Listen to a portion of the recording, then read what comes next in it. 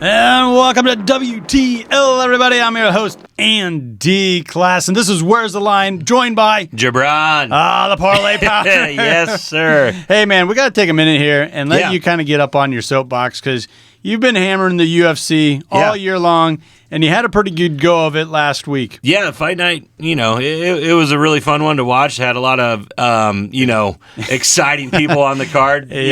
What comes to mind is Patty the Batty doing exactly what he said he was going to do. He was going to win in the first round, and he's going to teabag his opponent, and that's exactly what he did. So, I think I hit 4 out of the 5 picks that I put down last week, and the only one that didn't hit was the big money one, the one going against the grain, so to speak, was Alexander Gustafsson, the kind of heart pick in it for me a little bit. But other than that, I hit Patty the Batty. Winning that one in the first round. Under 2. They had him under 2.5. Over under 2.5 rounds there. So, hit that one. And then Curtis Blades, a lot of people were down on him. And he came out and kind of showed why he's Curtis Blades. And everybody thought that was going to go over 2 rounds. And that was over in the first round as well. So those are 4 of the 5 picks that I hit. And you were kind of flexing like a sharp right there because you even brought it up. That was the first time he had ever been a dog. Yeah. And we even speculated, like, okay, is the hometown hero kind of getting some juice, some action here that he shouldn't have been getting? And it kind of looked that way. It kind of looked that way, but if you look at the other fights with, Molly McCann and Patty the Batty, those guys were all hometown kids as well. So Meatball, she got her done. She did. So, that flying backhand people's elbow, whatever the hell you want to call it, it looked awesome, and it was a lot of fun. It was really good for a fight night. Yeah, you usually don't get that much excitement out of just undercard fight night. Yeah, it was in London, and the whole crew from Barstool was out there, and I think she pretty much took that guy's shoulder when she jumped on him. No Portnoy, doubt. Is that guy? El Presidente. Yep. Yep. He had the whole get up. It was hilarious. It was very cool. Very fun to watch. So let's dive into this week. Yeah. UFC 277. Yeah. We got a little Nebraska flavor in this one, a little hometown cooking here. We do. We got a little hometown cooking. We got Lionheart, Anthony Smith fighting out of Omaha, Nebraska. Obviously, anybody in Nebraska that follows UFC knows about this guy. I know I have multiple pictures with him. Just he's a dog. Anytime that I see him, he's a really nice guy, and he'll take a picture with you. He'll kind of talk with you about who you like and who you don't like. When I was out at the when I was in Vegas for that event, he was one of the panel speakers talking about every 276? Fight. 276, and he was just nice enough to talk to everybody out there. He got big kick that I was out there from Nebraska, so it was a lot of fun to talk to him, and he's a huge dog here, I was going to say, he's got his hands full here up against the Russian. Yes. Magomed Ankalaev. 17-1 heading into this one. Last fight was a win. Yep. I mean, he's got a reach. He's heavier. He doesn't have the reach. I just was looking at weighs him by about 5-6 pounds. But reach and all that stuff's about the same. But on leg, 46 versus 44 with Smith. So he's a little taller, no doubt, a little heavier. Yeah. What a lot of people are saying here, Andy, is that this Ankalaev is, He's a younger guy. Well, not a younger guy, but less fights, less experienced guy, but a guy climbing the ranks really, really fast. He's number 4 lightweight in the world right now. Mm-hmm. Lionheart's 5. Smith is sitting right behind him at number 5, kind of working his way back up. He has Lionheart has 3 wins in a row against really, really good competition. This is a guy that never fights anybody out of the top 10. His whole career, he's been just he's fought, he's fought Alexander Gustafsson. He's fought John Jones twice. This guy fights everyone. And what everybody is saying, which has got me a little stirred, Andy, is that they got Ankalaev just thinking that his wrestling is too much for Anthony Smith. And I'll tell you what, if the longer Anthony Smith survives in this fight, the more it's going to teeter towards Anthony Smith. He gets better as the fight goes on, and if you give him a chance, he will submit you. He can do it. He wins by submission 40% of the time, versus Enclave at 0. Exactly. Now, I know there's a lot less fights, a lot less of a resume there, but still 0 submissions in his UFC career. For sure. Enclave is one of those guys that kind of, can do it both, but if he does get to his wrestling, he's just kind of going to sit on you, kind of, wear you down and win that 3-round fight. What I'm saying is if Anthony Smith can get past 1 or even 1.5 rounds here, he's going to start looking for a submission, especially if they're on the ground. And Enclave, I think, is going to get a little bit too big for his britches, thinking that Anthony Smith can't wrestle him right here. So this is going to be a pretty big one for me. I don't know if I've ever taken a fight that is this far out of reach. What is it plus? He's plus 380 on my card right now. I have to go for it. I think this is going to be a very good fight. And no matter what, guys, even if you're not with me on the Anthony Smith thing, please look at the over 2.5 rounds in this fight. I really don't think Anthony Smith is going to get finished here. And I think this is going to go all 3. If not, Anthony Smith winning it by decision. Gibran? You ignorant schmuck. Betting with my heart again, you think? I don't know, man. Maybe the side action there where you're getting into a little bit of a prop, I can bite on that. Yeah. But there's a reason that the Russian is climbing the ranks, 17-1. Yeah.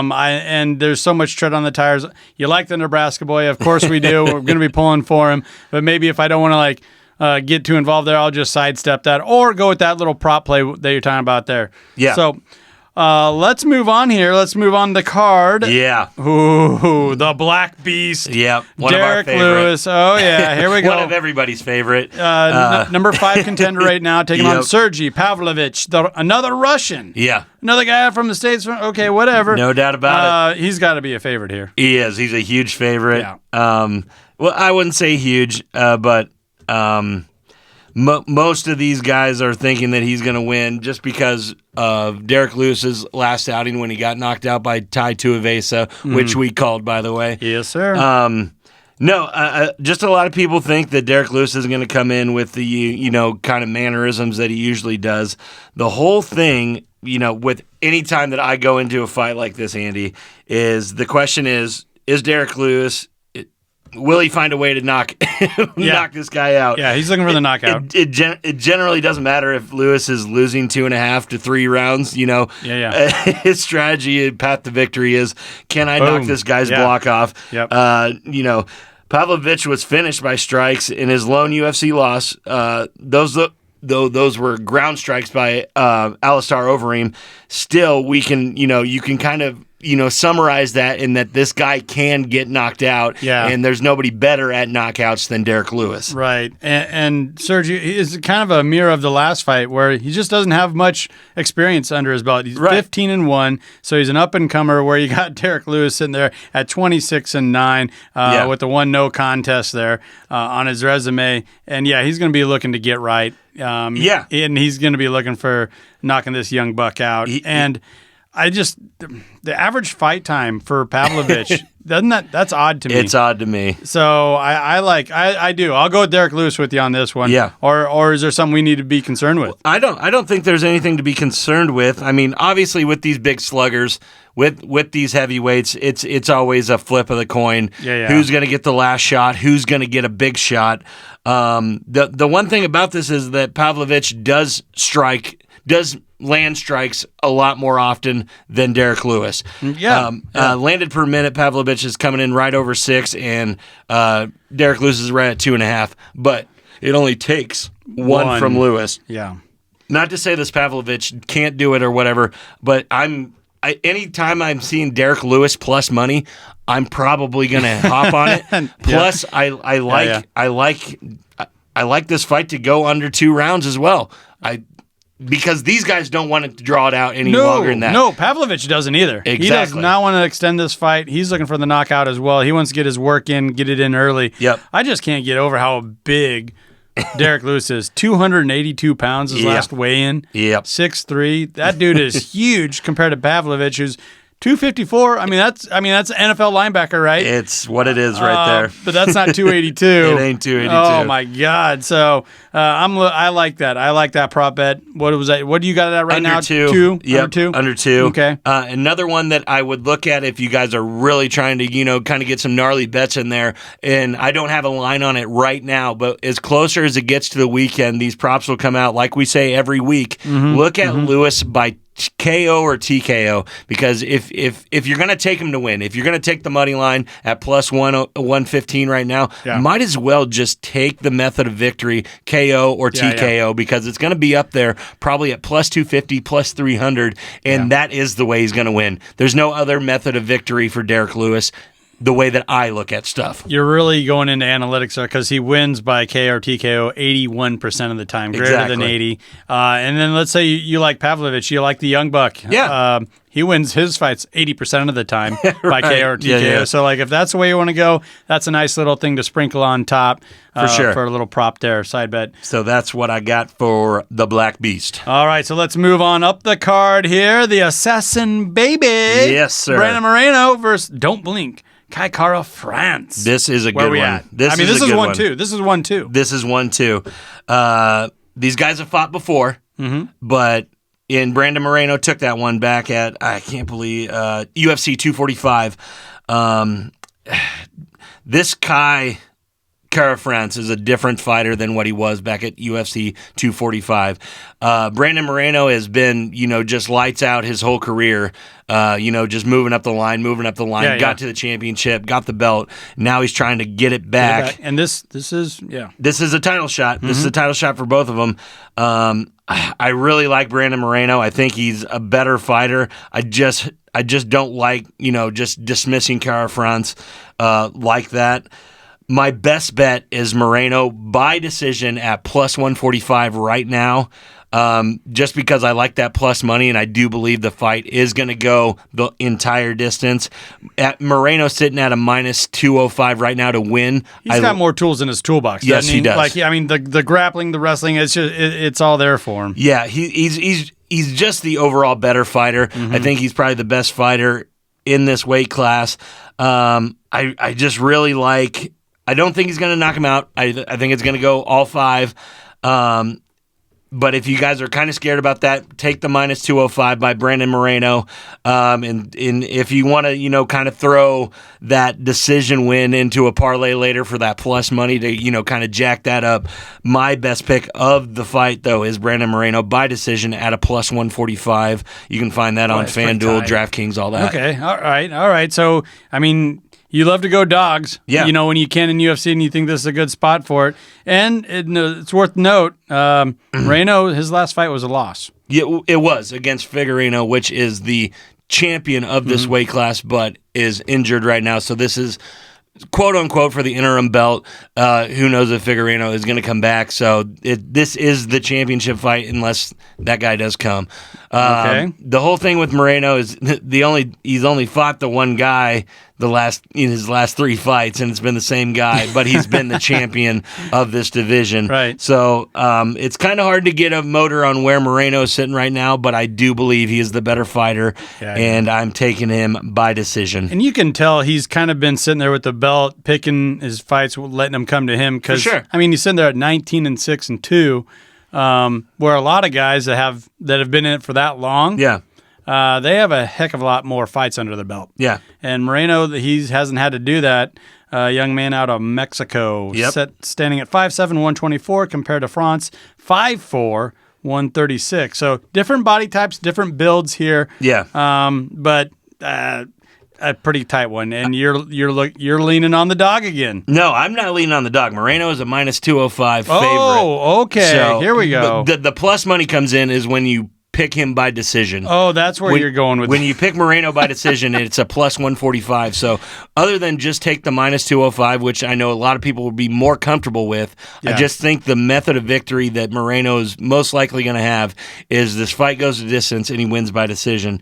I just think he's just the value is not quite there at minus 2. No, 5. It's not. That's not what you're looking for. Yeah, no, and my biggest thing is, Moreno has really ascended to the elite of flyweights, and while Cara France is a worthy challenger, I still think it makes the more sense to Moreno to win this fight. Yeah. Like I said, if you guys are feeling a little bit uneasy about the decision, you think he's going to win, in rounds 3 or 4, take that -205, throw it in a parlay, and, call it good. But I really like the +145 that I'm finding on most books that he wins by decision. All right, might have to do a little searching there, but you can find it. It is out there. So let's move to the main event here. The main event. The Venezuelan Vixen. Yeah. The challenger taking on the Lioness, Amanda Nunes. Yeah, so I've been waiting for this fight for a long time, just because Amanda Nunes has been so pissed, and very outspoken about how pissed she was that she lost to Juliana Pena last year.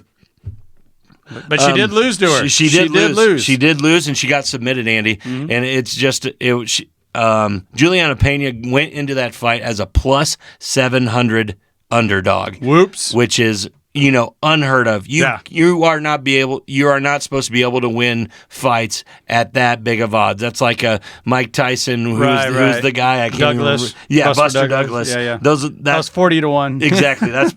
That's just plus money that you're never going to get behind. Mm-hmm. Now, Pena she's coming in as the champion, as a huge dog here, Andy. Yeah. At +225. God, if you guys like value, this is a good play for you.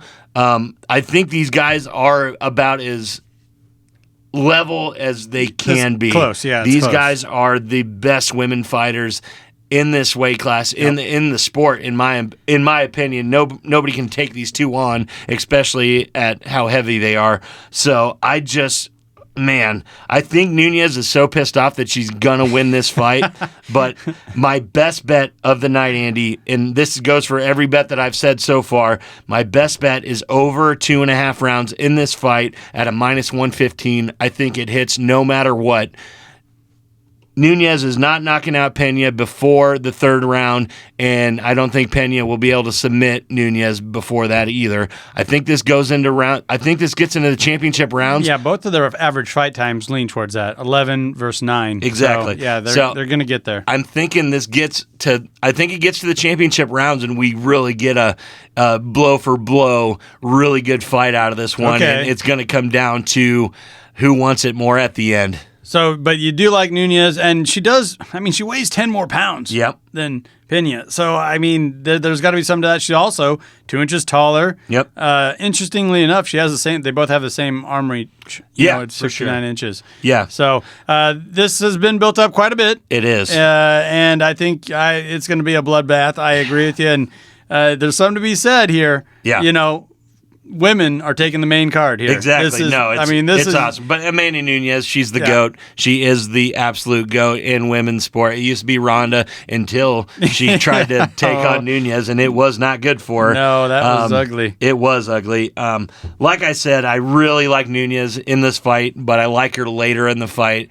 She might get a stoppage in round 4 or 5, but I really like this fight to go over 2.5. So that is where I'm putting most of my money on Saturday night, is over the 2.5 rounds at -115. Just throw a little bit at it, and I think it's going to hit. Now, you've gotten yourself in a little trouble with this. Yeah. But it's your namesake, the Parlay Pounder. Oh, I got one for you. What's the parlay we got to hit up here? So I'm sitting here putting this together, and I know people are going to trash me for it. I got Amanda Nunes at -260. Okay. Yeah. Brandon Moreno, Baby Assassin, at -220. Mm-hmm. And then I'm throwing the Anthony Smith pick at +425. Oh. And all I'm gonna do is put $25 on this. So it's not a lot of money, Annie, but it will return you at a $239. There we go. So that is good value for a small bet. And you're betting the Nebraska boy. You're getting him in there for that 3rd leg. Lionheart is my guy, and it's make or break with Nebraska. All right. Well, how fitting is that segue into this week's sponsor, Nebraska Brewing Company. Looking right here, world class in every glass, no doubt about it. I'm enjoying the EOS Hefeweizen right now as we speak. Don't go anywhere, folks. We're going to be right back with NFL win totals. What do we like? What don't we like? And welcome back to WTL, everybody. I'm your host, Andy Klassen, joined by Gibran. All righty, so we covered the UFC. You got it. We do all the time, every week. That's turned into your wheelhouse. That's kind of our calling card right now, especially with no football, no basketball going on, and it's one of my favorite things to cover anyway, so we're going to throw it in there. It's a lot of fun, and I mean, there was an action-packed fight night last week, and now we're having 277, so why not? No doubt about it. And you've been hot. You've been hitting some of these. It's been fun on the book, I'll tell you that. There we go. So we do have, though, teams reporting, mini camps, NFL's right around the corner, football is here. Plenty of lines are out. We're looking at NFL regular season wins. Yeah. Let's start with some local teams here. A lot of fans of the Kansas City Chiefs, Denver Broncos. No doubt. So let's go ahead and start right there. AFC West Chiefs, 10.5. What do you make of that? Tyreek Hill is gone. Oh, my gosh. And, I mean, that division I feel like it just keeps getting better. I mean, the Raiders are even a dark horse. No, and that's what I was just going to say, Andy. With the Raiders, literally everybody's saying that Derek Carr is the worst quarterback in this division, which is just absolutely nuts. He's pretty good. He's pretty freaking good, and with that defense they have there, in the addition of Devontae Adams, probably the best receiver in the NFL. Oh, you mean the duo that rewrote Fresno State's record books? Exactly, and then I just guess they got this no-name guy, Darren Waller, on the other side. And a no-name Hunter Renfrow. Picking them to come in last in the AFC West is very hard for me to do. I am not thinking the Chiefs are going to be as potent on offense this year. They can't be. And their defense kind of just limps by, you know what I mean? Yep. They lost Honey Badger, right? Yeah. Oh, yeah. Yeah, he's gone. He's gone. But I'm just saying, with this run that the Chiefs have been going on, their defense has been just good enough to stop teams in the fourth quarter for Mahomes to get a shot right at the end of the game, which always happens because he's very, very good. But a lot of those are going about 60 yards to none other than the Cheetah, which is down in Miami, Florida now. Right. And I really think teams are just going to double Travis Kelce the entire way down the field because they do not have to cover Juju Smith-Schuster the same way that they cover Tyreek Hill. They don't need to devote an entire safety to be over the top. Exactly. Who still gets beat anyway. Exactly. So on the Chiefs going over under 10.5, I'm going with the under at minus. Let me see. No, it's at a plus 115. So I like that plus money, and you can stick to it. There you go. I got a plus 110. Book's pretty similar here, but it is that 10.5. And it's really. I'm going to save a pick here because it's really, do you believe the hype as far as the Denver Broncos, Russell Wilson just stepping in there, fixing the scene? We already kind of touched on Las Vegas, the Raiders. Do you believe the hype there? Right. And then, I mean, everyone thinks that one of the best new quarterbacks is Justin Herbert. Exactly. So if that's all true, those 10.5 wins are pretty difficult. So I'm not going to throw shade at anyone that's willing to bet the under on the Chiefs, even though they've just been tearing up the league last 3 or 4 years. For sure. Patrick Mahomes has been a revelation. The way I'm looking at this, Andy, is that so we can kind of move on to the Broncos here that are at an over-under at 10. And I'm not trying to throw another team in there, but the Chargers are right at 10 as well. And then you got the Raiders at 8.5. So something is going to have to give here. That's too many wins. That's too many wins. Something is going to have to give here. And I really think the place it's going to give at is the Chiefs sitting there at that 8-9 win season. I really think the Broncos are going to take a major step forward just because their defense is so good, and that has been their missing piece these few years is that they've been bringing in talent to put around these quarterbacks. But these young quarterbacks that they've been bringing in just haven't. Well, they haven't been able to progress like they need to. They suck. They're always in win now mode, and that's not what you can do with a brand new quarterback right out of college. So with a guy like Russ, somebody that's probably top 5 IQ in the NFL. Right. I really think that they're probably going to get to 10 wins and probably surpass it. Gibran, you ignorant schmuck. The Broncos are going under. Russell Wilson's getting older. He doesn't have the arm strength he once had. He can't just step into the building and save the day. And I do think, now that I look at it again, the Chiefs are going to get to 11 wins. All right. Hit that over at 10.5. That's the AFC West. Chargers are going to be there. Okay. Raiders are going to be there. So are the Broncos, but I think the Broncos could just end up dead last once again. Okay. I mean, that you're really asking a lot for just, even though it's Russell Wilson. Yeah. I get it. Yeah. He's married to that pop singer star. That's really cool. That's really neat. But 10 wins. Give me a break. Okay. Give me the Chiefs at that 10.5 over. We are flip-flopping on that one. Okay, so we do not we disagree on the AFC West. Let's head up to your country, the NFC North. We got three teams. We got three teams we want to talk about. Let's start off with the Minnesota Vikings. 9. 9. I got an over-under at 9. I do too. I mean, life's too short to bet the unders, right? I think this is one of the best ones of the league. I think this is a great value play here. I think the Vikings can get there. I think they can get there pretty easily. Yeah. Kirk Cousins, some of his prop bets actually have him outgaining, yardage and touchdowns Aaron Rodgers. For sure. They got him throwing more touchdowns and gaining more yards through the air than Aaron Rodgers on some of these props that I'm seeing come up across the board. I think that's a no-brainer with the lack of weapons that Rodgers has right now. It's never stopped him before. It has not ever stopped him, but with Justin Jefferson really emerging as one of the best receivers. One of the best receivers in the league. Plus, I guess Adam Thielen's just an afterthought now. He'll just score 10 touchdowns and have 1,000 yards, and that's an afterthought for people. I really think that over 9 wins is going to happen. Yep. I really like it. It's sitting at a minus 130 right now, so it's pretty good value. I really like this Vikings bet. And I do too. I like it as well. I think they can get to 10 wins. I think they can get there pretty easily. I like the new coaching staff, a little more offensive minded. Yeah. Man, the more and more you hear about that relationship between Zimmer and Cousins, I mean, that was toxic. I guess it was. Yeah, so I mean, how can you expect the team to win with consistency? Yeah. And it just sounds like too many things boiled over last year. So I think Cousins is in a much better place. And for all the people give him such a hard time for, I don't get it. Right. I would love a guy like that. It's just that over the years. It's just that he hasn't won big games, and I mean, who has though besides the upper echelon of like 3 or 4 guys? Like 3 or 4 guys.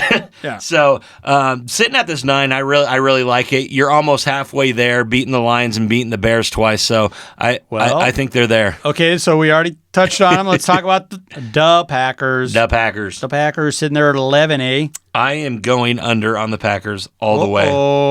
Uh-oh. I am going under on the Packers all the way. I saw Aaron Rodgers show up to minicamp in his Con Air Nick Cage. That was awesome. I did love it.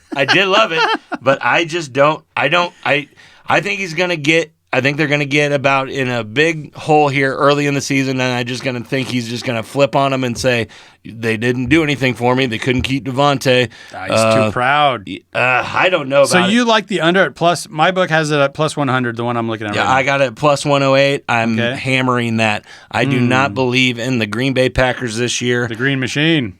Nope, they're going under 11 wins, guaranteed. Oh, man, it just seems like every time I bet against Aaron Rodgers, I hate that guy. Being a Bears fan. Well, he owns you. Oh, yeah, and you can't argue it, idiot. He owns the Chicago Bears. Man, I think they can get to, I really do. I think they can get to 12, but screw that. I'm not going to put any money on that. Yeah, you're kind of saying even keel on that one. Yeah, just trying not to sidestep that just one. Trying not to get kicked in the mouth. Why do that? No, I just don't believe in the Green Bay Packers. I think their defense is solid, but I just don't know who he's going to throw the ball to. We say that every year, though. No, we haven't been able to say that for like 6 or 7 with Davante Adams. You could also say he made Davante Adams. Well, there's a reason people don't put Davante Adams in this upper echelon. Okay, there's a reason for that. Yeah, I don't know. He's rated number 9. He's a 99 overall in Madden, and he plays for the Raiders. Oh my God! So Madden says it all. I'm just saying that people have given him the respect they didn't used to. I agree with that, but Aaron Rodgers has always had Jordy Nelson, Davante Adams. Even last year, the repertoire that he had with Aaron Rodgers, and then he built over the year. Yeah. I mean, a lot of his highlights is Aaron Rodgers like looking off defenders, and then turning back and doing like a no look pass. I agree. Just thrown to a spot, and Davante, just don't trip over your feet and get to the spot that I told you I was going to throw it to before the play. Yeah. And they do that head nod thing, and we're going off. I mean, that takes a lot of time, and I don't want to take his athletic ability away from him or any of that stuff. Yeah. Okay, but there's a reason why he's not regarded as, or hasn't been. I think his numbers just got so inflated that it's you hard had to deny. You had to give it to him. Yeah. And I think he's going to, fantasy football wise, I think he's going to have a great year. Yeah, I think he's going to be one Vegas. of the best. I really do. Because he's got that rapport with Carr as well. Yep. So. All right, so let's talk about the Bears. The Bears. Bringing up the end here. Heck the old caboose of the NFC North at 6.5, Jabron. Yeah. Oh, go easy on me. What do you make of this? So who's the starting quarterback? Some guy from Ohio State. You think it's Justin Fields? Yeah. We have that on a lock probably that it's Justin Fields. I think so. So the whole thing that I'm trying to figure out here, Andy, is will you beat the Detroit Lions twice? A lot of people are high in Detroit. Yeah. They're sitting at a plus 6.5 as they're well. They're sitting at 6.5 as well. The only thing that's different about the bet is your guys' plus money going over 6.5, and theirs is minus. So there's a lot more people believe in the Lions than they do in the Chicago Bears. Yep. 6.5. Wow. And I wouldn't get mad at them. Yeah, you think every NFL team could at least win 7 games. You think that. Well, me and you haven't for a couple. Oh God. So yeah, until I'm not gonna.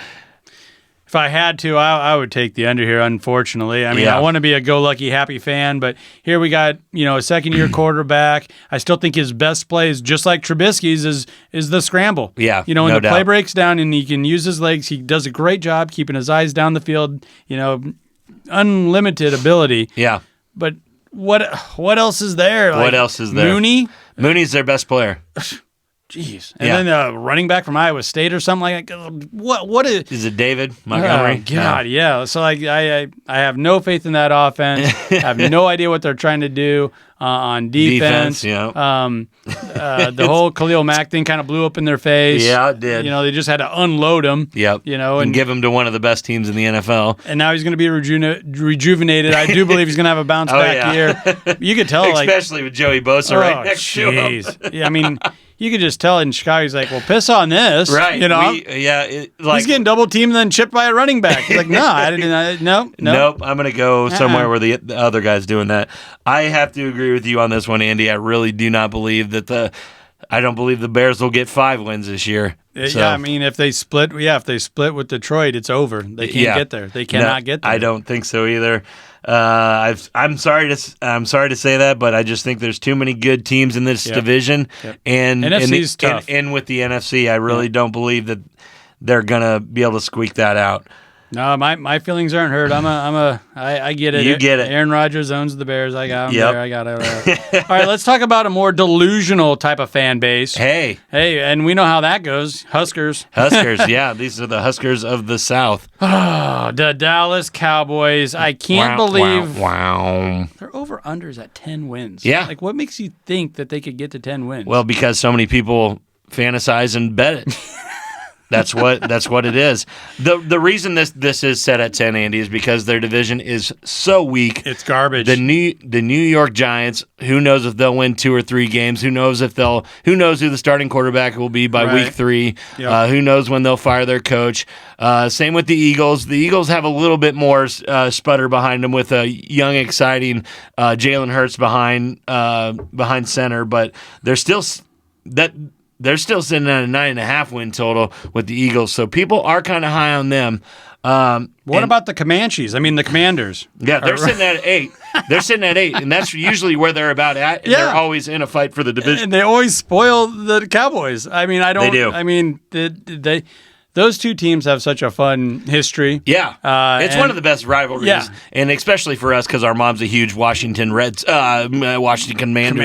football team. The Washington football team Commander Skins. Dan Schneider's terrible. Yeah. Okay. All right. I don't like him. Now we're on. Yeah. Now we're that's the team name. Now we got that out of the way. I really, and with the addition of Carson Wentz to the Commanders, this could go either way for them. Yeah, really good. I think he's probably the best quarterback that they've had starting a year since Alex Smith. And Alex Smith, I think he's a little bit more talented than Alex Smith. I don't know. Really? I don't think he's probably as good football IQ or a game manager as Alex Smith. That's pretty hard to find.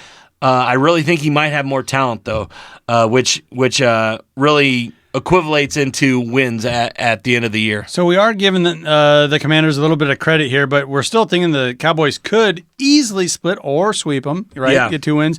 Could easily get 2 wins over the Giants. Could get 2 wins over Philadelphia. The East is just, I don't know. They've been in such turmoil over the last 2-3 seasons. And there's that weird stat out there where a different team wins every year. Yeah. So you can see the path for Dallas to get to 10 wins.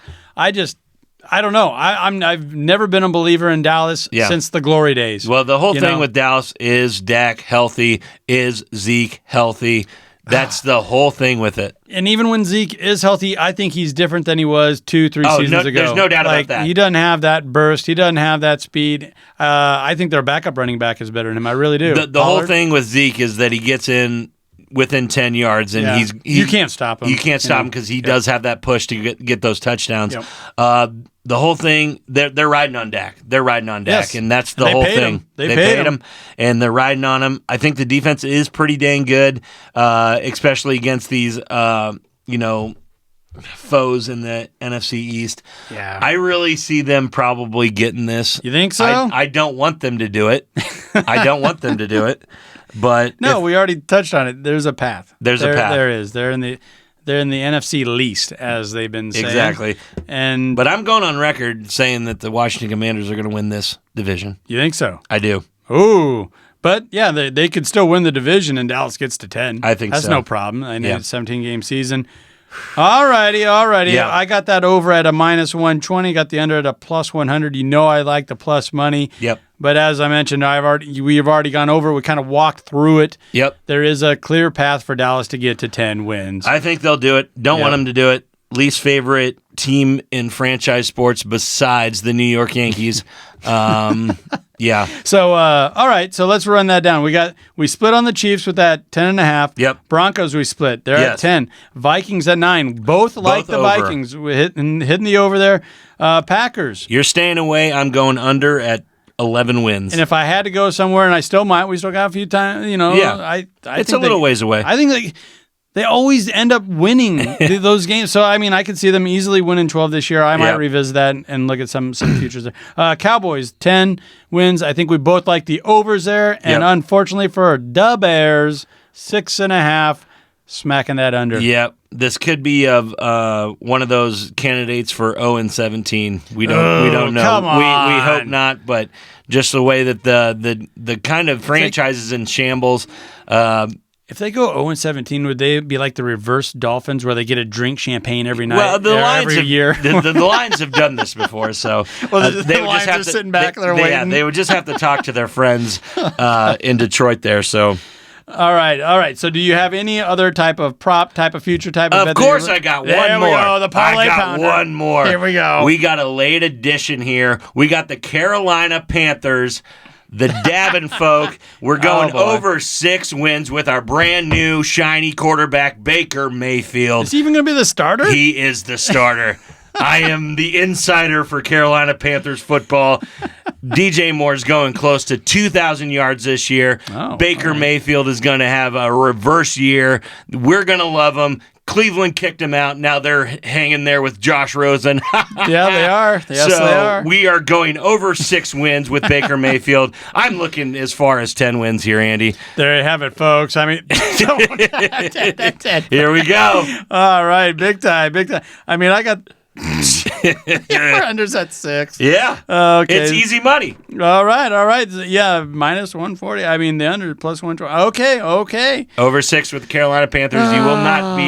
You will not be sad that you did it. All right, there you got it. Straight talk from the parlay pounder, riding with his boys down there in Carolina, the Carolina Panthers. And the new gunslinger that they signed, and you got to feel like they signed him to start. Oh, yeah. Okay. He's better than what we've had. Baker Mayfield. All righty, folks. Want to take one quick moment to once again thank our sponsor, Nebraska Brewing Company. World class in every glass. I've been enjoying the EOS Hefeweizen all pod long. For Joe Braun, my name is Andy Klassen. Folks, thanks for listening.